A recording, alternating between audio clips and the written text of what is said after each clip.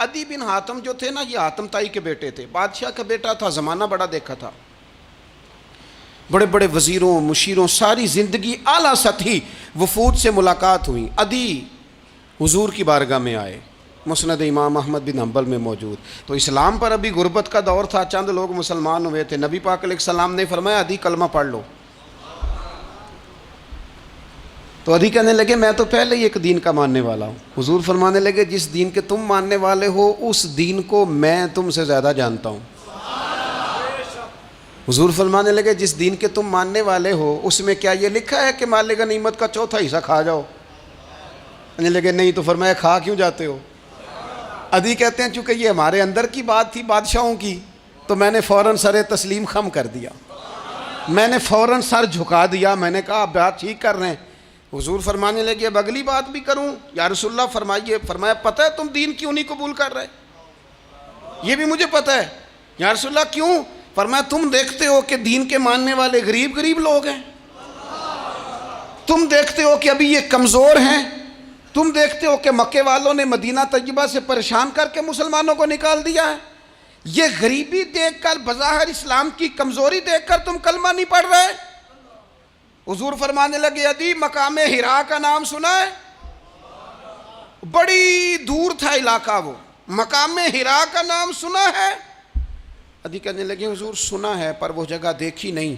महबूब फरमाने लगे सुन, मैं वो वक्त लेके आऊँगा, मेरा दीन इस तरह नाफिज होगा कि एक औरत मकामे हिरा से ऊँटनी पे अकेली बैठेगी और अकेली आएगी और आके बैतुल्लाह का तवाफ करेगी, सिवाय उसे अल्लाह के किसी का खौफ नहीं होगा, रब के अलावा किसी से नहीं डरेगी। ये दौर आएगा। तू देख रहा है कि सिर्फ मक्के पे हुकूमत नहीं दुनिया पे मुसलमान छा जाएंगे।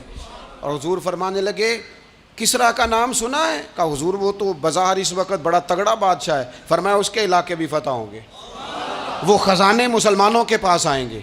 और फरमाया तू तीसरी बात नबी पाक ने बयान की, फरमाया तू ये देख रहा है कि मुसलमानों में गुर्बत है? फरमाया आदि एक वक्त आएगा लोग देने के लिए निकलेंगे पर उन्हें लेने वाला कोई नहीं मिलेगा।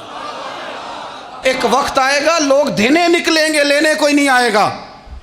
अदी कहते हैं कि मैं रसूल करीम का कलमा पढ़ के मुसलमान हो गया।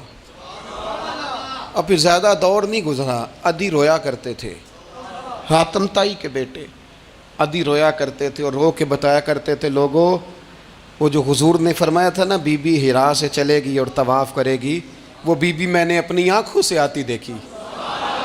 मैंने उस तन्हा औरत को हुजूर सैयद आलम की पेशन गोई के मुताबिक बैतुल्लाह का तवाफ़ करते देखा, उसे सिवाय अल्लाह के किसी का डर नहीं था। और अदी कहने लगे वो जो हुजूर ने फरमाया था ना कि किसरा के ख़जाने फ़तह होंगे, फरमाया वो जब फ़तह हो रही थी तो मैं खुद उस जंग में शरीक था, मुझे अल्लाह ने मौका दिया, मैं मुजाहिदों में शामिल था। और फरमाने लगे तीसरी पेशन गोई रह गई है, मुझे उम्मीद है वो भी पूरी होगी। हज़रत उमर बिन अब्दुल अजीज़ के ज़माने में आके वो दौर भी आया कि लोग ज़कात देने निकलते थे, लेने वाला कोई नहीं मिलता था। लोग किसी को गरीब समझ के सदका देने लगते थे, वो कहता था भाई ले जा, मैं तो रात खुद दे के आया हूँ।